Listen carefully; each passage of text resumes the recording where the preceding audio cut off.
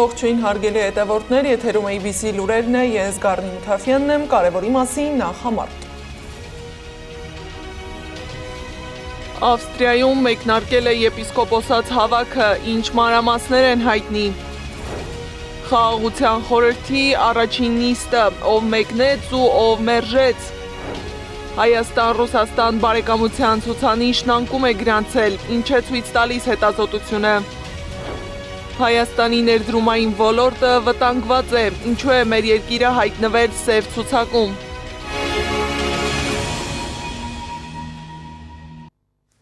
Փետրվարի 17-ին Ավստրիայի Սանկտ-Փյոլթել քաղաքում մեկնարկել է եպիսկոպոսաց հավաքը, որին մասնակցել են Հայաստանյայից առաքելական Սուրբ եկեղեցու ամենայն հայոց կաթողիկոսության 25 արքեպիսկոպոսներ եւ եպիսկոպոսներ, այդ թվում Երուսաղեմի եւ Կոստանդնուպոլսի հայոց պատրիարքությունները։ Օրակարգի քննարկումից եւ հաստատումից հետո ընտրել են դիվանը, որը վարելու է եպիսկոպոսաց հավաքի հետագա աշխատանքները։ Հիշեցնեմ, որ եպիսկոպոսաց ժողովը դարձավ հավաք, երբ դատախազությունը քրեական գործ հարուցեց վեհափար հայրապետի դեմ եւ արգելեց նրան լքել երկիրը։ Քննչական կոմիտեի փոխանցմամբ կաթողիկոսի նկատմամբ հանրային քրեական հետապնդում է հարուցվել դատական ակտի կատարմանը խոչընդոտելու հոդվածի համար։ Երեկ էլ մեկնարկել է եպիսկոպոսաց հավաքը առանց կաթողիկոսի։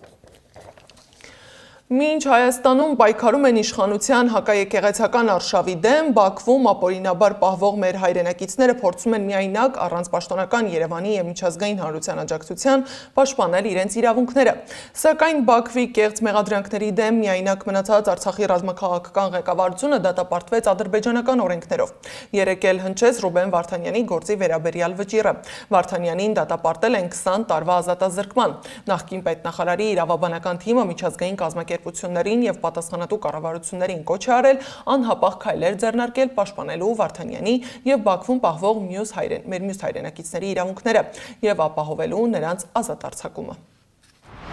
Դատավարության կողմերի հավասարության սկզբունքը չի գործել։ Պարոն Վարդանյանին չի տրվել իրեն առաջադրված մեղադրանքներն իրավասու, անկախ ու անաչառ դատարանում վիճարկելու իրական հնարավորություն։ Նման հանգամանքներում դատավճիռն անկողմնակալ չի կարող լինել։ Մեղադրանքների բնույթն ավելի է ընդգծում մեղադրանքի քաղաքական էությունը։ Պարոն Վարդանյանը քրեական պատասխանատվության է ենթարկվել ոչ թե ապացուցված անհատական արարքների, այլ Արցախի ինստիտուտների հետ քաղաքական ներգրավվածության ու հանրային ծառայության համար։ Ժամանակակից քրեական օրենսդրությունը եւ ներպետական եւ միջազգային թույլ չի տալիս քրեականացնել ինքնությունը, քաղաքական պատկանելությունը կամ կառավարման հաստատությունների հետ առնչությունը, առանց կոնկրետ եւ ապացուցված հանցավոր գործողությունների։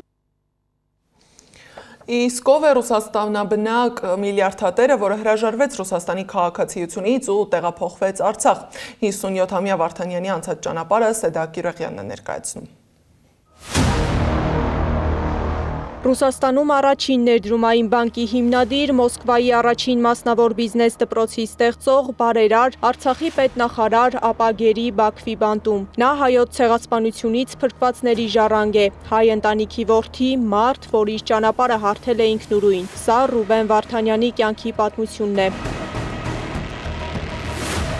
Ռուբեն Վարդանյանը ծնվել է 1968 թվականին Երևանում, 1985 թվականին տեղափոխվել է Մոսկվա, ավարտել Մոսկվայի պետական համալսարանի տնտեսագիտության ֆակուլտետը, այստեղ էլ սկսվել է նրա մասնագիտական ճանապարհը։ Խորհրդային միության փլուզումից հետո շատերը խուսափում էին ռիսկից։ Այդ տարիներին բիզնես սկսելը անորոշություն էր, հաճախ վտանգ։ Ռուբեն Վարդանյանը դիմում է այդ ռիսկին։ Ռուսաստանում ստեղծում է առաջին ներդրումային բանկը, հետագայում էլ հիմնում Մոսկվայի առաջին մասնավոր բիզնես դպրոցը, որտեղ թրծվում էին ապագա տնտեսագետներն ու կառավարման մասնագետները։ 1988-ից 90-ականների վերջին Հայաստանում ծանր ժամանակաշրջան էր, երկրաշարժ, պատերազմ, մութ ու ցուրտ տարիներ։ Ռուբեն Վարդանյանը հայրենիքում կատարվողին անհաղորդ չէր։ 2000-ականների սկզբին Հարվարդում կրթության տարիներին նա հանդիպում է բոստոնահայ գործարար Նուբար Աֆեյանին եւ միասին նախաձեռնում են Հայաստան 2020 նախագիծը, մշակում մինչև 2020 թվականը Հայաստանի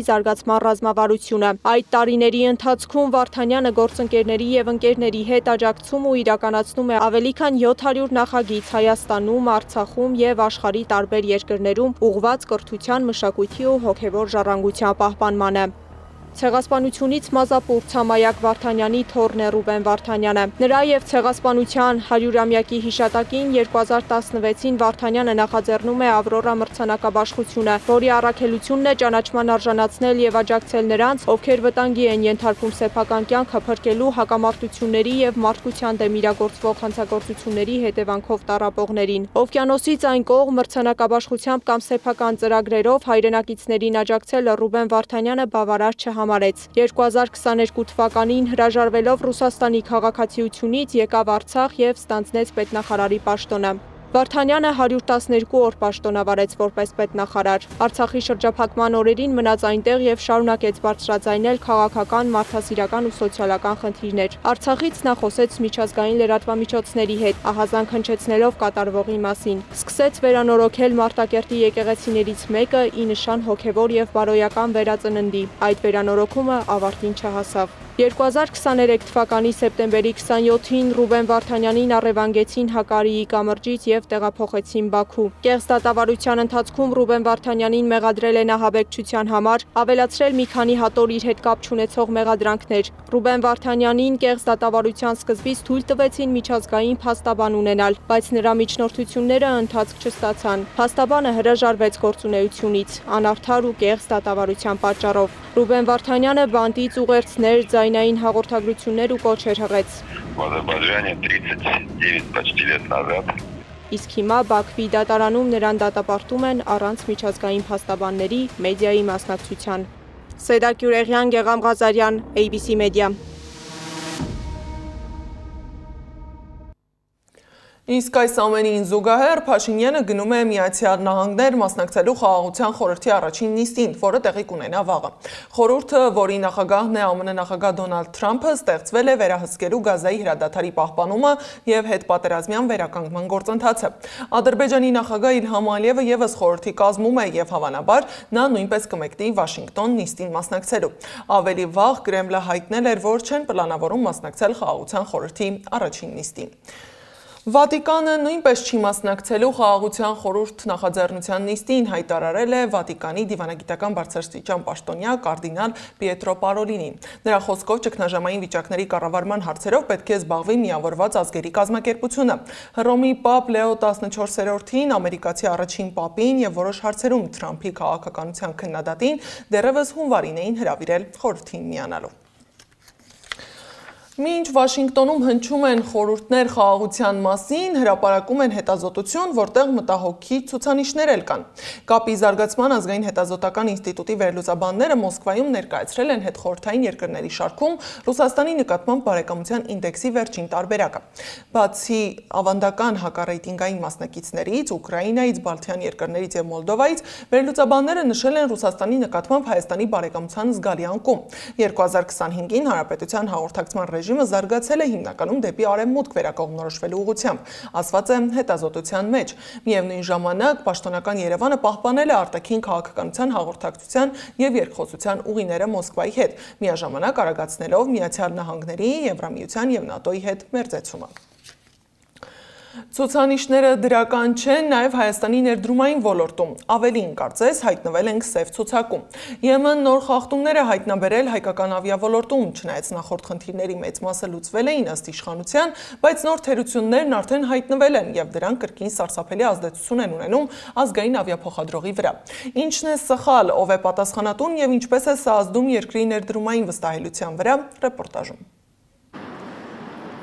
Նոր խախտումներ է հայտնաբերել Եվրամիությունը հայկական ավիավոլորտում ու որոշել ավելի երկար պահել մեզ այսպես կոչված սև ցուցակում։ Ընդ որում հայկական ավիացիան այդ ցուցակում հայտնվել է դեռևս 2020 թվականի հունիսից։ Հայաստանի տարածքային կառավարման եւ ենթակառուցվածքների նախարար Դավիթ Խուդատյանն ասում է, որ մի քանի տարի առաջ իրականացված հիմնական խոշոր աուդիտի արդյունքում արձանագրված 40 թերությունը վերացված է, սակայն ի հայտ են եկել նոր թերություններ, որոնց շտկման ուղղությամբ քաղաքացիական ավիացիայի կոմիտեն աշխատում է։ Տարբեր բնույթի թերություններ են, տեխնիկական, օրենսդրական որոշակի փոփոխություններ, կառուցվածքային որոշակի փոփոխություններ անելու անհրաժեշտություն։ Սեպտեմբերյան աուդիտից հետո արձանագրված թերությունների շուրջ 60%-ը արդեն ուրեմն շտկված են եւ մենք շարժվում ենք մյուսները շտկելու եւ օր առաջ ծև ցուցակից դուրս գալու հարցը կարգավորելու ուղղությամբ։ Ստացվում է, որ եղած 40 կետանոց թերությունները վերացվել են, բայց ԵՄ-ն հայտնաբերել է նորերը ու Հայաստանը կշարունակի մնալ սև ցուցակում։ Ընդ որում նախարար Խուդատյանն ասում է, թե թերությունները վերացնելը շատ ժամանակ չի պահանջի, մոտ 5 տարում կլուծեն հարցը։ Ընկերություններ, որոնք Երևանից թռիչքներ են իրականացնում, բայց գրանցված են այլ տեղերում, այլ երկրներում, նրանք ստանում են մեր Հայաստանում գրանցված ավիաընկերությունների հանդեպ առավելություն։ Սա առնվազն անտրամաբանական մի իրավիճակ է, որովհետև պետության խնդիրը պետք է լինի ստեղծել միջավայր, որը կապահովի հենց Հայաստանում ներդրումային գրավիչ պայմաններ, այդ թվում ավիացիայի ոլորտում։ Իդեպ այս հանգամանքը էական դեր է ունեցել Fly Arna ծրագրի տապալման հարցում։ Հայաստանը չի կարողացել կատարել եվրոպական սև ցուցակից դուրս գալու պարտավորությունները, ինչի հետևանքով ազգային ավիափոխադրողը չէր կարող լիարժեք մրցել եվրոպական շուկայում։ Fly Arna-ն պետք է լիներ բարձր միջազգային ստանդարտներով հայկական ազգային ավիափոխադրող, բայց այդ ազգային ավիափոխադրողը չէր կարող լիարժեք աշխատել, եթե փակե եվրոպական շուկան, որովհետև չէր դիմանալու այլ ընկերությունների հետ մրցակցության։ Իսկ այլ ընկերություններ հայկականի անվան տակ, բայց ոչ հայկական գրանցումով Երևանից թռիչքներ էին իրականացնում, ընդ որում մեղմ ասած ոչ այնքան բարձր ավիացիոն ստանդարտներով։ Փորձագետները կարծում են, որ իրավիճակը զավեշտալի պատկեր է ստեղծում, ինչն էլ իրականում վկայում է ոլորտի կառավարման մեղմ ասած անորակության մասին։ Սա առաջին հերթին պետության հեղինակության հարց է։ Իհարկե ուղևորների վրա դա չի զգացվում, ուղևորները նստում են այլ ավիաընկերությունների օդանավեր կամ ավիաընկերությունները թռիչքներ իրականացնում են Երևանից, բայց այլ գրանցումով եւ դա իրենց համար էլ խնդիր չէ։ Մյուս կողմից սա խնդիր է ստեղծում Հայաստանում ավիաընկերության, Հայաստանում գրանցված որևէ ավիաընկերության աշխատանքի համար, այսինքն Հայաստանում ավիաընկերության գրանցումը եւ աշխատանքը այդ իմաստով առնվազն դառնում է ոչ ձեռնտու։ Տնտեսագետի գնահատմամբ տարիներ շարունակ նույն ոլորտում նոր խախտումների ի հայտ գալը վկայում են համակարգային կառավարման խնդիրների մասին, որոնց լուծման ձգձգումը շարունակում է վտանգել Հայաստանի ավիացիոն եւ ներդրումային հեռանկարները։ Եվրոպական միությունը եւ Արևմուտքը ունեն իրենց ստանդարտները, որին պետք է համապատասխանեն ինքնաթիռները, դա մեկ, այսինքն իրենց ինքնաթիռի որակը, վերանորոգում անցած լինելու արձանագրությունները, աղմուկի չափը եւ այլ պատճառներ, որոնք որ կարեւոր են իրենց երկրներում, իրենց օդանավակայաններում վայրեջ կատարելու համար, իրենց օդանավակայաններում էկոլոգիական խնդիրներ չառաջացնեն, նաև աղմուկի պատճառով վթարային վիճակներ չստեղծեն եւ այլ ուրեմն սպասարկմանը վերաբերող կրիտերիաներ։ Կա Եվրոպական միության կանոնակարգերը կան, որին պետք է հետևել եւ պահպանել։ Մակարյանի խոսքով ներդրումային որոշումները ձևավորվում են ավելի լայն քաղաքական, կառավարման եւ ինստիտուցիոնալ գործոնների համադրությամբ։ Սակայն ավիացիոն ոլորտում արձանագրված խնդիրները մասնագետի համոզմամբ հերթական ազդակն են կառավարման որակի, միջազգային ստանդարտներին համապատասխանելու անկարողության եւ համակարգային թերությունների մասին, որոնք արդեն կարող են անդրադառնալ Հայաստանի ընդհանուր ներդրումային հեղինակության վրա։